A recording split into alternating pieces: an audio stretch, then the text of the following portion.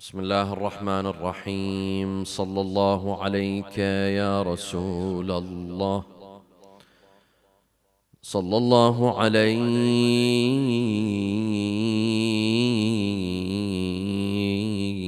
يا سيدي ويا مولاي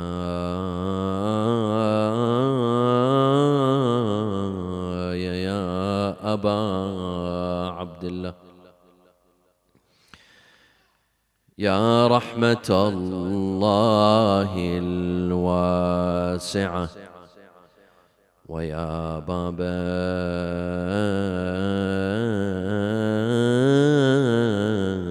نجاة الأمة ويا عبرة كل مؤمن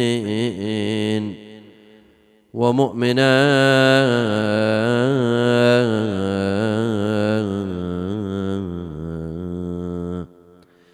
يا ليتنا كنا معكم سادتي فنفوز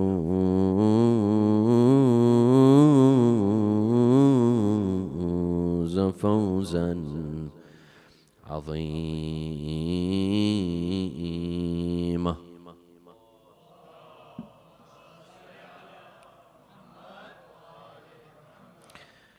أعوذ بالله من الشيطان الرجيم. بسم الله الرحمن الرحيم.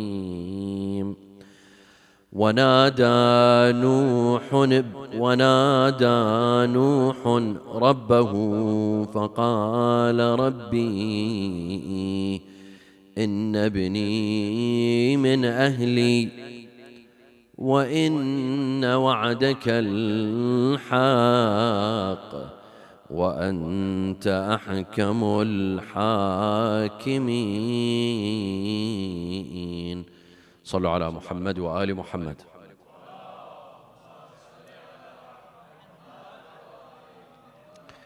Being a father, being a mother is not an easy job.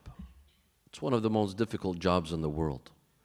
In addition to your other obligations and duties to go out, earn a living, pay your bills. There are some parents that live from paycheck to paycheck. You have to pay for your mortgage, you have to pay for your bills. In addition to all of your obligations, you're also a father, you're also a mother. You're taking care of a family and you have to parent. And we as parents, we have a duty and responsibility towards our children. Number one, to raise them in a proper Islamic manner, the way that our parents raised us. Tonight, we are all here in the majlis of Abu Abdullah and to commemorate the Shahada of Rasulullah thanks to our parents. Our parents taught us. We are here because of them. And this gift that was passed on to us from our parents, it is our duty to pass on to our children, because one day we'll go. We'll leave. One day we'll be buried. But our children will remain. Our legacy will remain through our children. So we have a duty and responsibility towards our kids. In addition to taking care of them from a materialistic view, putting them into schools, providing them with the best education. And I'm sure most parents already do that. But we also take care of them religiously and from an akhlaqi perspective. Now, some parents have a difficult time, especially with their teenagers, because some teenagers can become rebellious. In fact, all teenagers are rebellious. It's something natural. If you see a teenager who's not rebellious, that is not normal. But it's very normal for teenagers to be rebellious. It's common in every household, in every family. Don't think that you're the only family that is dealing with a rebellious teenage son or rebellious teenage daughter. No, there's thousands, hundreds of thousands of families that are dealing with the same issue that you are dealing with. You see, my dear friends, teenagers, they're no longer children. They're growing up. We are used to having our children say yes. Whatever we tell them, they say yes. Don't eat this? Yes. Sleep at 9 p.m.? Yes. Don't go out. Don't do this. Don't do that? Yes. But now they're 14, 15, 16, 17. It's not always yes. There's a lot of no's. There's a lot of objections. They're not going to take all of our laws for face value. No, they'll object. Why can't I come back at midnight? Why can't I go out with my friends on the weekend? Why can't I have my phone and text at night? And so on and so forth. There are some parents, they are in constant fights and arguments with their teenage son or their teenage daughter. Some parents, they can't get their teenager to pray. Or they pray, but they can't get them to pray on time. Or maybe some, they cannot get them to observe hijab to the way that they want. Or for some, they come to the masjid and they have difficulty bringing their teenage son or daughter to the masjid. This is very common. They make up all excuses. I have a headache, I have homework, I have to do this, I have to do that, just so that they don't come to the masjid. Some slack off in schoolwork, even their grades. They're not up to the standard. As parents, we get upset, we become disappointed. You provide them with all that they need, and in return, you want from them good grades in school. You want them to make you proud in school, at the mosque, in the community, but they don't. They're always out with friends. They come back late at night, and when you tell them anything, Dad, I want my freedom. Mom, I want my freedom. They speak of freedom. They want to go out late at night or on the weekends. A lot of families have to deal with this issue. And when they're at home, there's a different story. When they're outside, you're worried about them. What if they get in a car accident? Teens, they love to drive. It's the first time they have their freedom. They get their license on their, as soon as they become 16, they get their license. Now they're behind a car. They get to speed. It's cool to speed. But for parents, that's not cool. For parents, you're always thinking. You're always worried. What if my son gets in a car accident? What if my daughter gets in a car accident? Maybe it's not them. Maybe it's the other driver, especially late at night when there's drunk drivers on a Friday night, on a Saturday night. So you're always panicking. You're always stressed. There's always anxiety. This is outside of the house. When they're inside of the house, they're always in their room. And they're always on their phone.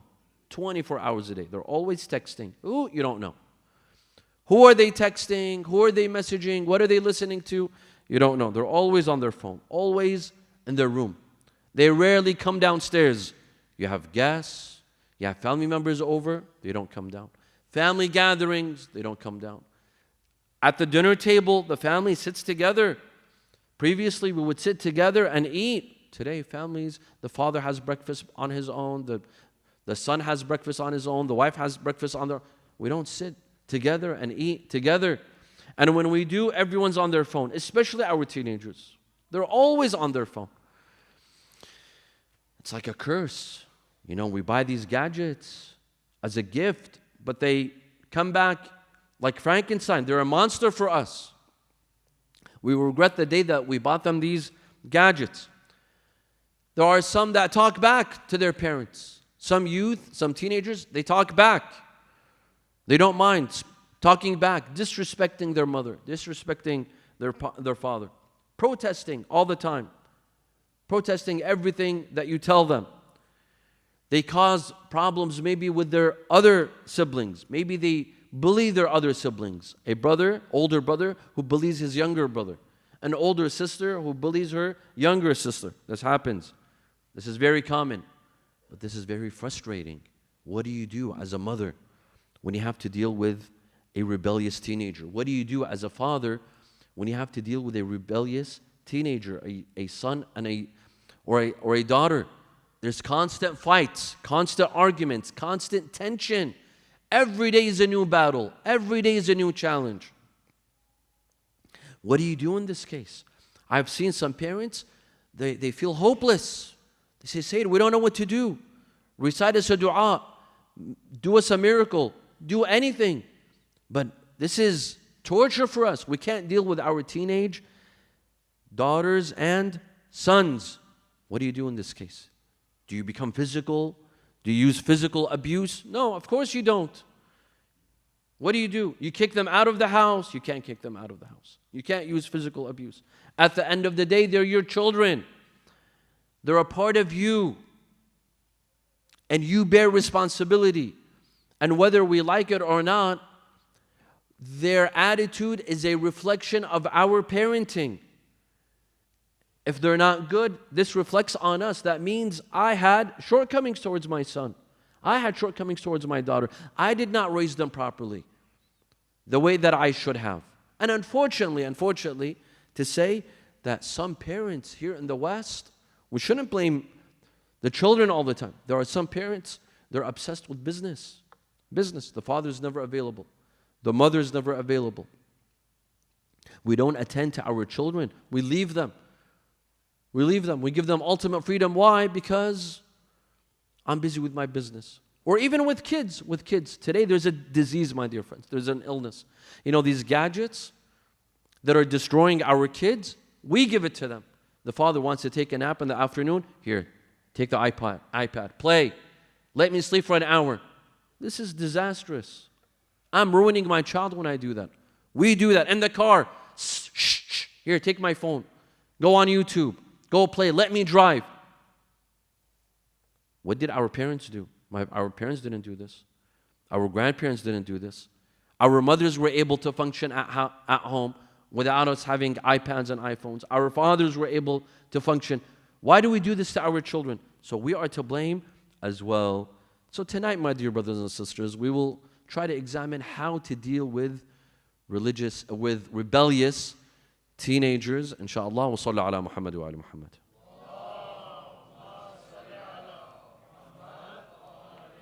First of all, you are not the only one.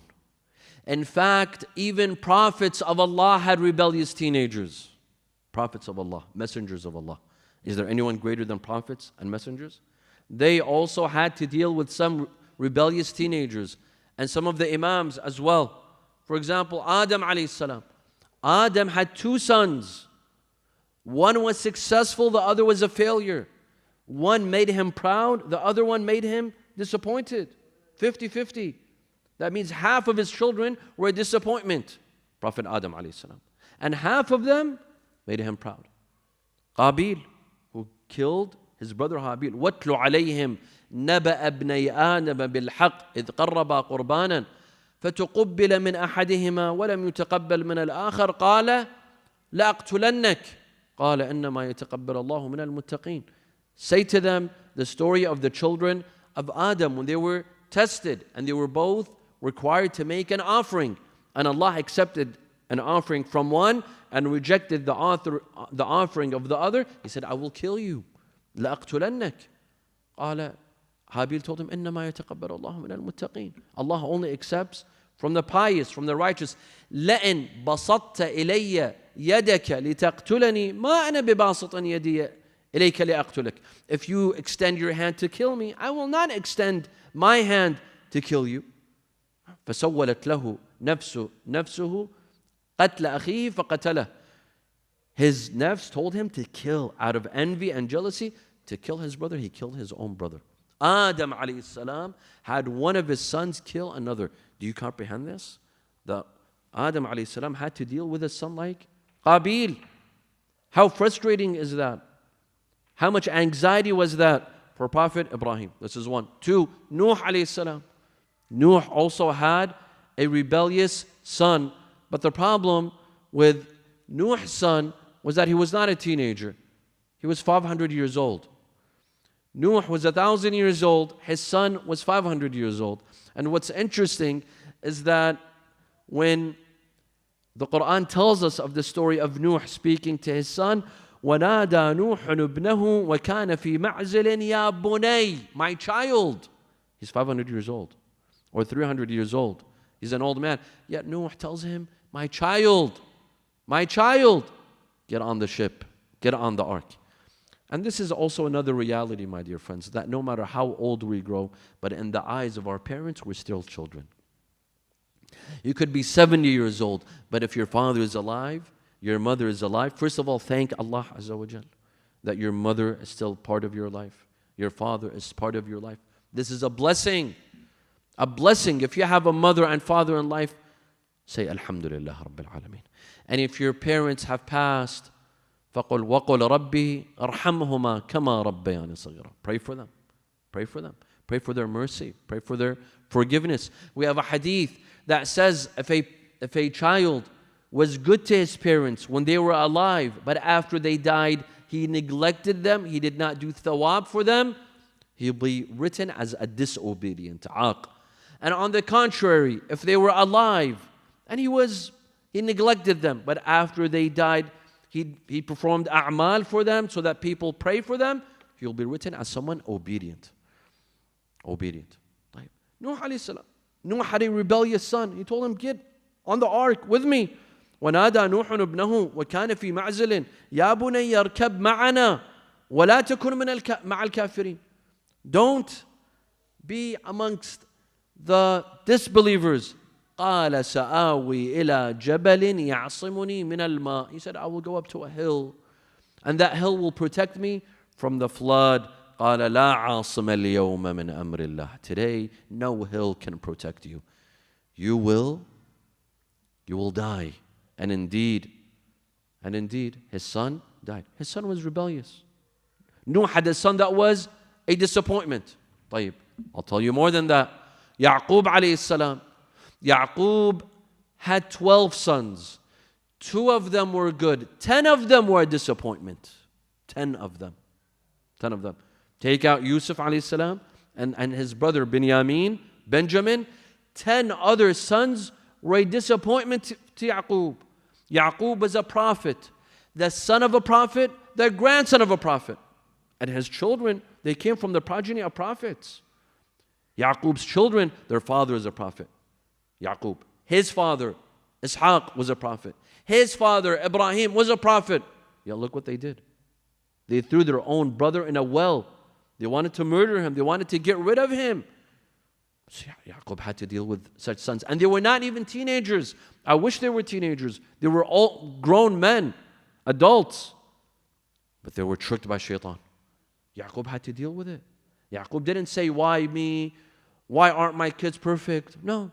Don't expect the children of prophets to be perfect. If Yaqub had 10 sons that were a disappointment, that were a failure, imagine the rest. Imagine you and me. We won't have children that might be rebellious. Sallu ala Muhammad wa ala Muhammad.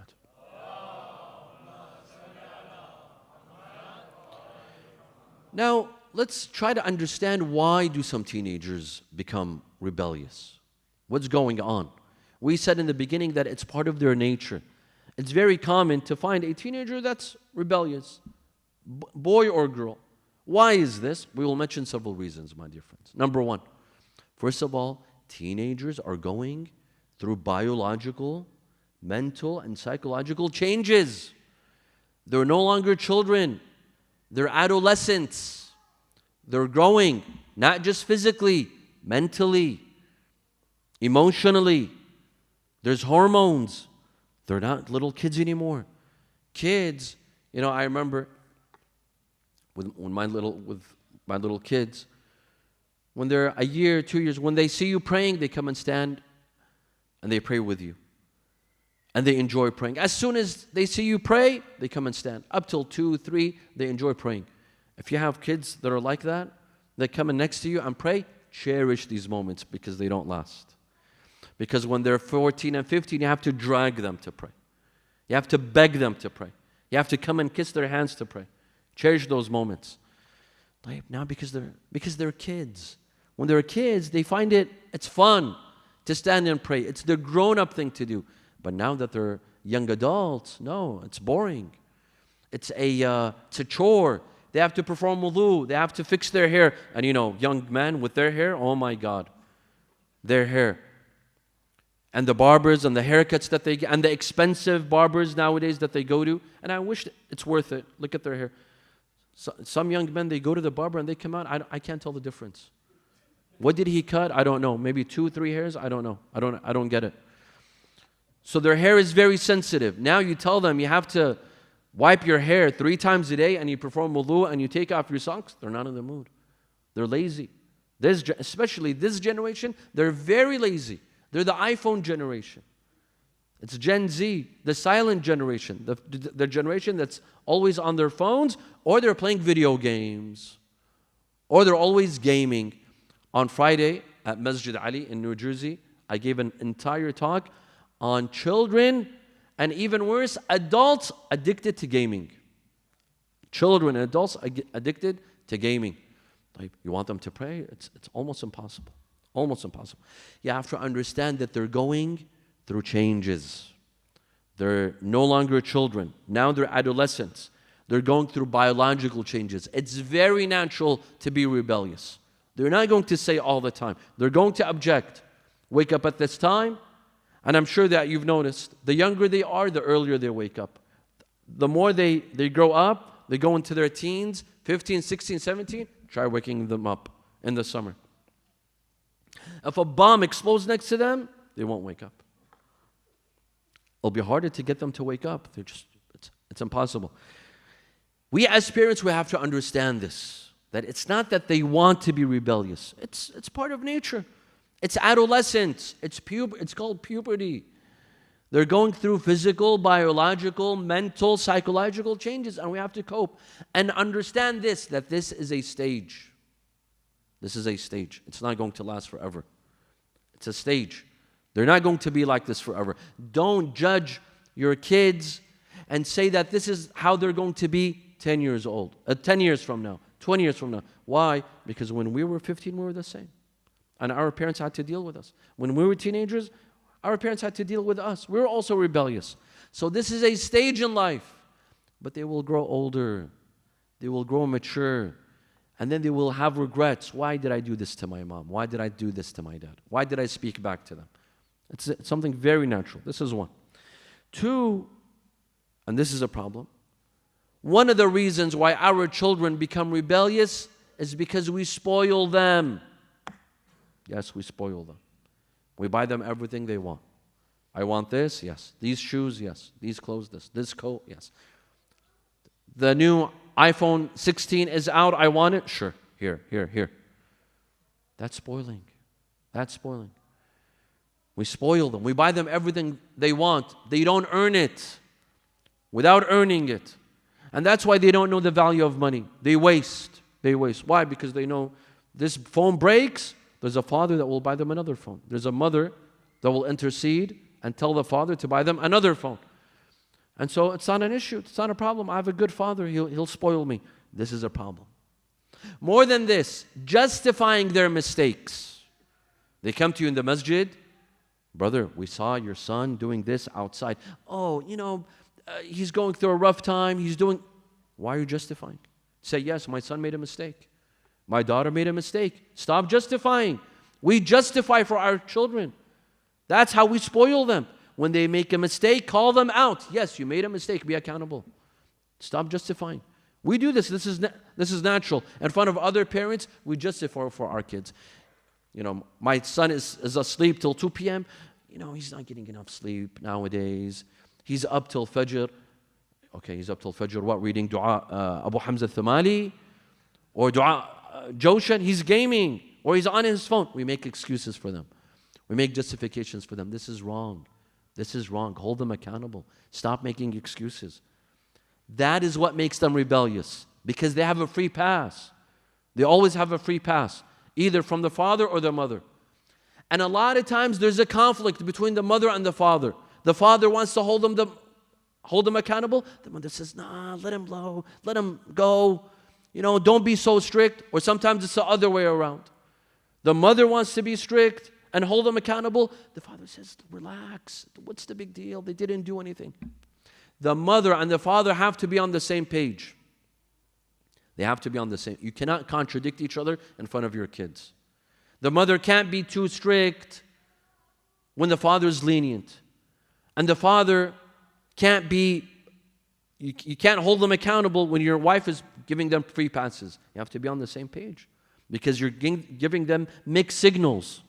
Well, okay, I don't get it. Am I held accountable, or do I have a free pass? They don't get it. You have to stop letting them being spoiled. Don't think that by giving them that credit card, you're loving them. Love does not equal credit card, my dear brothers and sisters. It doesn't equal cash. Don't think that when you have them, let whatever they want, that's love. That's not love. You're just spoiling them. You're not teaching them the value of money. You're not teaching them the value of time. Let them learn the hard way, the way that we learned, the way that our parents learned. You have to see difficulty in life. We can't spoil our children and make sure. I understand we are immigrants. And we went through battles to come here and to make it here. We had to go through a lot of difficulty. And I get it that we don't want our children to have the same challenges that we did. But at the same time, we can't pamper them all the time. They're not babies. Otherwise, they'll be spoiled. Today, there's 19, 20, 21-year-old young men. They don't fix their bed. They don't fix their room. You go into their room, it's a zoo. Why? Because he has a mother that fixes them up. They don't do the dishes. They don't do their laundry. He's 18 years old. His mother still does his laundry for him. This is being spoiled. Teach them the right way. Discipline. Discipline. You're doing them a service because you're not always going to be there for them. Let them learn to make it on their own. It's a harsh world out there. Let them learn the hard way. Number 3, my dear friends, domestic abuse. Domestic abuse, violence, physical, verbal violence. This is not the right way. This will not get you anywhere. Physical abuse with the children, maybe with the mother. If the kids see physical abuse towards the mother, this will mess them up. It will mess them up. Using physical abuse with them, this is not the right way. It's not the right way to raise them. It will destroy them mentally, physically, and it's against the law. In addition to the fact that it's against the law and you risk having them taken away. Yes, maybe this is how we were raised. Maybe you and I, back home, previous generations, we were raised. You know that beautiful sandal that your father wears? We've seen it a lot of times. Or the belt, that nice leather belt, we've seen it a lot of times. But this is 2025. We live in a different country, in a different time. What your parents, what method they used with you, we can't use with our children. Physical abuse is not accepted. No matter how rebellious they are, no matter what they've done, you can't use physical abuse. This is not the right way. Neither is verbal abuse. And sometimes verbal abuse is worse than physical abuse. You tell your children there's no good out of you. You're such a disappointment. You're a disgrace. You're a disgrace to the family. You've brought disgrace to us. You're a disappointment. These words are harsh. You have to be careful. I understand that when you get angry, you say things. Every human being. Anger is a natural feeling in every human being. And when we lose our temper, we say things that are very harsh. Maybe a husband to his wife, or a wife to her husband, or with the children. But we have to be very careful. Instead, let's be friends with our children. Be friends. Friendship. Believe me, the most beautiful friendship is with your kids, with your teenage son, with your teenage daughter. Go out with them. Joke with them. Have a good time with them. Laugh with them. Develop a bond. Develop a friendship. They don't need to fear you. They don't need to fear you. Yes, respect. There has to be respect. They have to respect you. But they don't have to fear you. You don't have to rule with fear. Rule with love, with a bond, with friendship. Try to explain to them. Explain to them, not with threats. That doesn't work. That will never work. But bonds work. Friendship works when you're friends with your son, when you're friends with your daughter. Take them out with you. Previously, our parents, they would take us out to a funeral, to a wedding, to dinner invites. Today, kids don't go out with their families. They're always at home or outside. Sons don't take their boys with them anymore. Women, mothers, they don't take their daughters anymore to anywhere they go. You go to a majlis, take your daughter with you. Give her an incentive. Tell her you'll drive. Believe me, she won't say no. If you tell her you drive, she'll come with you. Give her an incentive to come with you, come to majalis with you, come to gatherings with you, dinner invites. This is how our children learn etiquettes and adab. We have a hadith. Al-waladu sab'un li sab'. A child is a lion for 7 years. That means he gets to do whatever he wants. وَعَلِّمْهُ لِسَبْعٍ. Teach him for 7 years. وَاصْحَبْهُ لِسَبْعٍ. For 7 years, let your children come out with you when they're teenagers, 14 and above. Majalis, funeral, wedding, gathering, shopping, camping, wherever you go, take them with you. Let them learn. They'll learn from example. You don't have to tell them what to do. They will learn from example. Also, my dear friends, we have to understand their problems as parents. Maybe they're being rebellious for a reason. Maybe they have problems at school. Maybe they're bullied. Yes, a lot of our children are bullied because they look different color. We're not white, right? Maybe some of them have an accent. Maybe the way they dress, the way they look, especially our daughters because of hijab. Maybe they're being bullied. There's an immense pressure on our young men and women to fit in, on our young sons and daughters to fit in, especially on girls. They need to fit in, to put on makeup, the hair, the clothing. They have to look stylish. They have to look attractive. So it puts a lot of pressure on them. We have to understand that this is a lot of pressure. This causes them anxiety. They might go through depression. Maybe they're bullied. Our young men, our sons, maybe someone is bullying them at school. But they don't know how to take it, so they become rebellious at home. Because my son can't defend himself at school, so he'll take out his frustration and anger on me at home, or on his mother, or on his siblings. Maybe, I don't know. You have to try to understand what's causing their frustration. Maybe their grades aren't good. Maybe they have trouble with science, with biology, with calculus, for example. You never know. Maybe they have friends that are making fun of them for their accent, for their hairstyle, maybe because they grow a beard. You don't know. Something else that can cause rebellion amongst our children is when you favor some children over others. And this is very typical in some families. This will cause your children to become rebellious. When you have a favorite, your favorite son, your favorite daughter, and you show it, and you favor them, you don't treat your children equally. Right? With your eldest, for example, you let them off with mistakes, but you hold the second and third very accountable. You hold them accountable to anything they do. They say, where's the equality? Where's the equality? We're your kids. Why aren't you treating us all equally? They become rebellious. Or when you favor your boys over your girls, this is also a mistake. Favoring boys or girls over girls. Showing love to some children more than others. This causes them to become envious. This causes jealousy and envy and hatred amongst your children. And this is what Prophet Yaqub alayhi salam did. Yaqub, he loved his son Yusuf more than his other children. إِذْ قَالُوا لَيُوسُفُ وَأَخُوهُ أَحَبُّ إِلَىٰ أَبِينَا مِنَّا وَنَحْنُ عُصْبَةٌ. They said that Yusuf and his brother, who's his brother? Binyamin. Because they were from different mothers. Yusuf and Binyamin were from one mother, and the rest of the brothers of Yusuf were from another mother. لا يوسف وأخوه أحب إلى أبينا منا ونحن عصبة. That our father loves Yusuf and Binyamin more than he loves us. And we saw what happened. They planned to murder Yusuf in the beginning, and then they decided to throw him in a well. Do not favor some children over others, even if you love them more. Yes, it's natural. It's natural sometimes to love some children over others, especially if they have an attachment, right? Maybe you favor, in your heart you favor some over others, but you should not show it. You should not show it at all. Show them that you're equal. They're all your children. Don't favor some over others. I've told this story many times.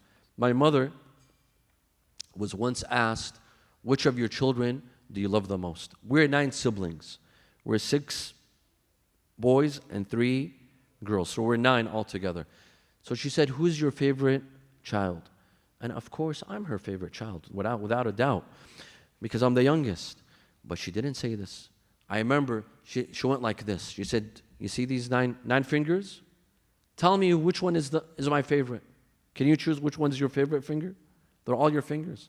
They're all attached to your body. If someone tells you we want to cut out, God forbid, someone says we have to amputate one of your fingers, which one are you going to offer? You can't offer one. You can't, because they're all the same. Children should be the same. Don't favor some over the others, because this causes animosity. This causes jealousy, and this causes rebellion. I have seen in a lot of families that they say, yes, my older brother gets away with everything. My brother gets away with everything. But me, no. I'm held accountable. If I perform half of the mistakes that my brother does, I'll be in trouble. This is a mistake. We have to pay attention to our own actions and the way that we parent. Also, my dear friends, one of the reasons why this generation, teens today, some of them are rebellious is because of phone addiction. Phone addiction. They don't play sports. They don't go out with friends. They don't go outside. Today, the weather is so beautiful. Go outside for a walk. Go bicycling. Go for a walk. Enjoy the weather. Enjoy the scenery. No, they're on their phone. Always on their phone. Always playing games. This game called Roblox, it's driving me crazy. Everyone's playing this game. Everyone's addicted. It's like sports don't exist anymore. Remember, there was something called basketball, football, baseball. Remember? I think teenagers today, they haven't heard of these sports.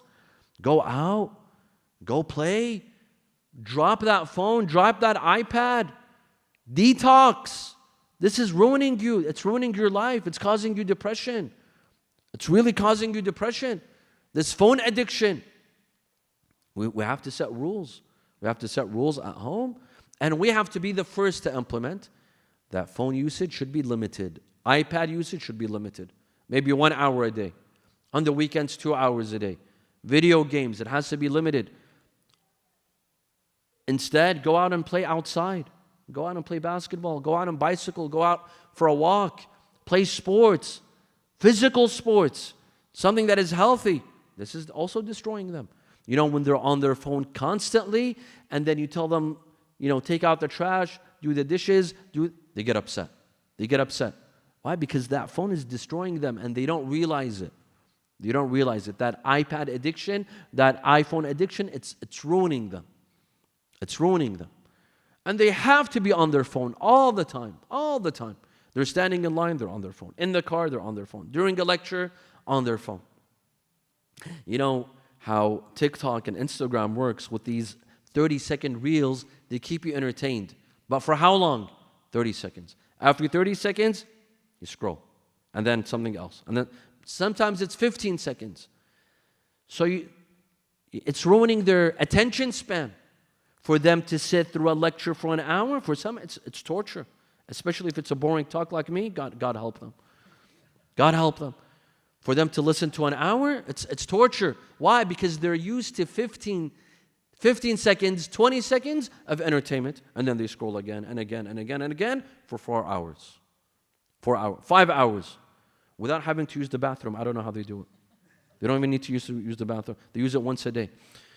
This is destroying them. It's destroying them. It takes a toll on them, but they don't realize it. My dear friends, anger will not get you anywhere. Getting angry with your son, getting angry with your daughter, getting frustrated, shouting, yelling, this won't do it. This won't help at all. You know what this does? It destroys you. It destroys you. At the end of the day, we're human beings. A little bit of anger, a little bit of blood pressure, before you know it, you have a heart attack, that's it. We're gone. Really? Really? This is the reality of life. It's not worth it. Getting frustrated, getting angry, not being able to sleep because of your son and daughter. Why? You're ruining yourself. You're destroying yourself. First of all, stay calm. Stay collected. Do not get angry. And try to deal with it in a positive manner. Set reasonable rules. Reasonable rules. And let them know of the rule. For example, every day, now that school is starting, 1 hour of phone usage. That's it. And on the weekends, 2 hours. That's it. You let them know in advance. A lot of times what parents do is they grab the phone and they say 1 hour of phone a day. When did you set this rule? Right now. It doesn't work that way. Give them a notice. Let them know ahead of time that starting next week, 1 hour of phone usage. And on the weekends, 2 hours. Let them know. Set reasonable rules and let them know in advance. And be the first to implement as well. A lot of times we parents, we don't implement our own rules. We tell our children not to use their phone while we're sitting on our phone. And that sends them a wrong signal. A wrong signal. We're contradicting ourselves. Also, sit and listen to your teenagers. Sit and listen to their challenges. Let them tell you how you are as a parent. Am I a good father or am I a bad father? Listen to them. Sometimes they have good insight. We will learn from them. Tell me. I want my son to tell me, am I a good father or am I not a good father? Am I a good mother or am I not a good mother? Let us hear from them. Let us hear what their perspective is. Maybe I'm doing it wrong. Maybe their friends' parents, they're doing it right. Maybe I could learn. Also, my dear friends, we have to give them some freedom and independence. Treating them like prisoners at home will not work. Because treating them that way, one day they will leave. All of a sudden they leave. And we don't want that to happen. Give and take. In parenting, you have to learn how to give and take. We learned how to give and take when? The day we got married. With a husband and wife. We learned how to give and take. So we learned that diplomacy several years before we had children. And that diplomacy was called marriage. Now we have to have another diplomacy the day that we have kids. We have to give and take with them. There are some things that I can let go, but things that I cannot let go. I cannot become a dictator at home. I can't, because that will only push my children away from me. And I don't want to push my children away from me. I want my children to love me. I want them to love me, and I want to love them. And I want to have a good relationship with them, an enjoyable relationship with them. Correct? Don't be a dictator, nor do you give a free pass all the time. There has to be moderation. You don't become a tyrant at home when you say no to everything, nor do you say yes to everything. There has to be a middle ground. The things that are reasonable, they say we'd like to go out with friends, we'll be back at 10 p.m. Okay. But there are some things, they want to sleep over every weekend. No, I'm sorry, you can't do that. You can't sleep at your friend's house. You want to come back at 10, 11? Sure. And you have to answer my text. And you have to let me know where you are? Sure. Also, my dear friends, pick your battles. To the parents, I tell to parents, pick your battles. You cannot argue on everything. When you argue on everything, you're destroying your life, and you're destroying their life, and you're destroying your health. Choose your battles. Learn to let go of some things, but some things you hold on to. For example, I know some parents, for example, with a haircut, khalas, they let them have their way. You want to cut your hair the way you want to cut your hair? Cut your hair. But you want to come back at 2 in the morning? No. You come back at midnight. There has to be give and take. Have your hair cut, but at midnight you're at home. There has to be give and take. You have to choose your battles. You cannot argue on everything. On their hair, on the curfew, on salah, on coming to the masjid, on going out with this friend, on having their phone. Choose your battles. Make sure what is a priority and what can come next. Also, encourage fun. There should be a fun atmosphere. You don't always have to be strict. Encourage fun. Go out with a road trip. Go out to the mall with your kids. Play sports with them. Enjoy your time with them. Let them know that you're not all about, you're not boring. You're not someone who's strict. Let them have fun, pure fun, clean fun. There's nothing wrong with that. Joke with them. Have a good time with them. And if you're ever wronged, admit it and apologize. If we're ever wrong with our children, if we judge them in the wrong way, we made a wrong judgment, we made a mistake, let's admit it. Yes, I made a mistake here. You were right here, I apologize. This shows them, this gives them the message that I am not a dictator, that I'm someone who's lenient, someone who's willing to give and take. Spend quality time with them, my dear friends. A lot of times it's our fault. We don't spend quality time with our children. At least an hour a day. We sit, we talk, we have fun, we laugh. How was your day? How are your friends? What did you do? What are you doing on the weekend? What are your challenges? Talk with them. Spend time with them. This is something very important. وصلوا على محمد وآل محمد.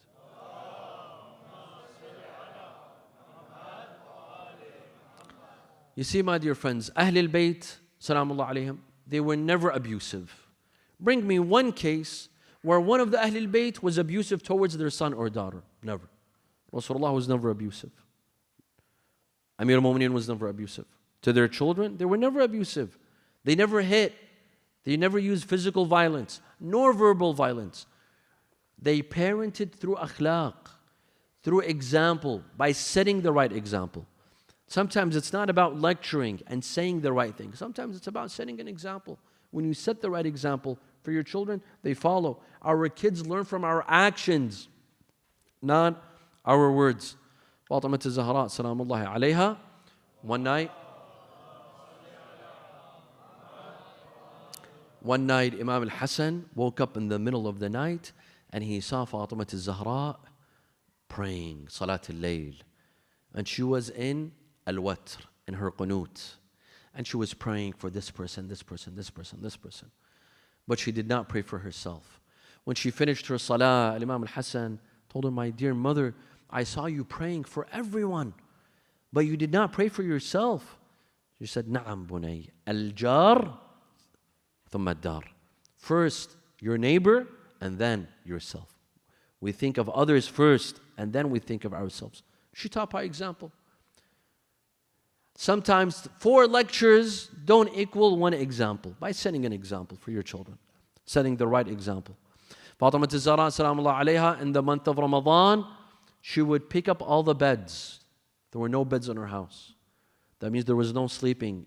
In the last 10 nights of Ramadan, there was no sleeping. There was taking naps. Because Ramadan, the last 10 nights, they're very sacred, very holy nights. They are meant to be spent in worship and dua. She would take off all the beds. She taught by example. This is how she parented.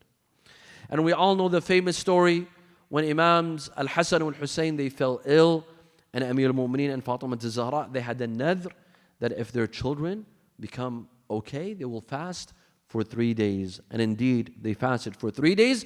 At the time of iftar, they heard knocking on the door. وَيُطْعِمُونَ الطَّعَامَ عَلَى حُبِّهِ مِسْكِينًا وَيَتِيمًا وَأَسِيرًا إِنَّمَا نُطْعِمُكُمْ لِوَجْهِ اللَّهِ لَا نُرِيدُ مِنْكُمْ جَزَاءً وَلَا شُكُورًا. The hadith says that it was Fatima alayhi salam that gathered the loaves of bread and she donated it. It wasn't Amir al-Mu'mineen. It was Fatima. She parented. She showed them. Instead of lecturing, instead of telling her children that we should give to the poor, she did it herself in front of their eyes. This is how she parented. Now Fatima alayhi salam is now in the house of her father on the last day of his life. Rasulullah sallallahu alayhi wa alihi is on his deathbed, surrounded by his loved ones, surrounded by Amir al-Mu'mineen, Fatima, Al-Hassan, Al-Hussein. Al-Hassan and Al-Hussein kept on crying and they would throw themselves on the chest of Rasulullah. Amir al-Mu'mineen was worried for the health of Rasulullah, so he would grab Al-Hassan and Al-Hussein and he would remove them. Rasulullah would say, Ya Ali, leave them. Leave them on my chest. أَتَزَوَّدُ مِنْهُمَا وَيَتَزَوَّدَانْ مِنِّي. Let me enjoy my final moments with my beloved Al-Hassan and Hussein, and let them enjoy my final moments with them. Tomorrow they will lose their grandfather, and after their mother. Al-Hassan and Hussein will become orphans soon. Rasulullah was on his deathbed saying the Shahada when they heard knocking at the door. Fatima Zahra goes to open the door and she sees a man who says, give me permission to enter to see Rasulullah. Fatima Zahra was angered. She said, leave. Do you not see that Rasulullah is in a difficult state? He came back moments later and he knocked, and again he sought permission to enter. Fatima Zahra told him to leave. The third time that he came, Rasulullah told her, Ya Fatima, i'dhani lahu bid-dukhul. Let him enter. This is a person that never seeks permission to enter the house. This is Azrael. He has come to take my soul. Azrael comes into the house. Assalamu alayka ya Rasulullah. Inna al-aliyu al-a'la yuqra'uka as-salam. and Allah gives you His salam, and He gives you the option of staying in dunya or leaving. But Allah says, أن الحبيب مشتاق إلى حبيبه. The beloved misses his loved one. Rasulullah says, وَأَنَا مُشْتَاقٌ إِلَىٰ رَبِّي. And I also miss my Lord. Azrael tells Rasulullah that إِنَّ الْجِنَانِ قَدْ تَزَيَّنَتْ وَإِنَّ الْحُورِ قَدْ تَهَيَّأَتْ. That Hur al-Ain are waiting for you, and Jannah is prepared for your arrival, Ya Rasulullah. Rasulullah tells him that I give you permission to take my soul. Jibreel comes down. Rasulullah, in these final moments, he had one dua. You know what that dua was? That Allah gives him shafa'ah for his ummah. Rasulullah would only think of his ummah, and that Allah grants him shafa'ah towards his ummah. Jibreel comes down. Rasulullah tells him, Ya Jibreel, عند الشدائد تخذلني عند الشدائد تتركني. Ya Jibreel, you leave me in such a sensitive moment. He said, Ya Rasulullah, I was preparing Jannah for your arrival, and Allah sends His peace and blessings upon you. And He says, وَلَسَوْفَ يُعْطِيكَ رَبُّكَ فَتَرْضَى. Allah will give you until you are satisfied. Meaning Rasulullah was given the position of shafa'ah, that Rasulullah will intercede for his ummah. So here Rasulullah gives permission for Israel to take his soul.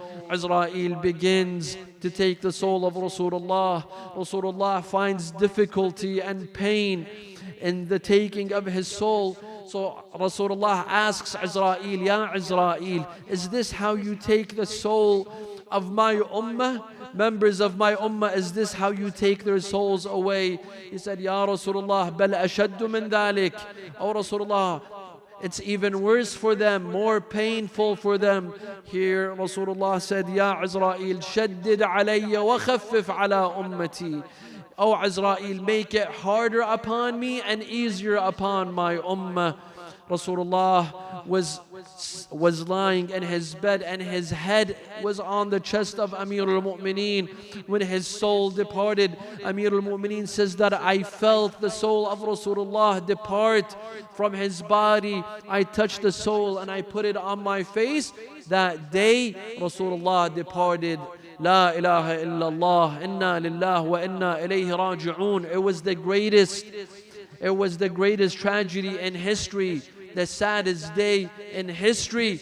Any day that was sad, it was compared to the day that Rasulullah departed this life. كَانَ كَيَوْمِ قُبِضَ فِيهِ Rasulullah.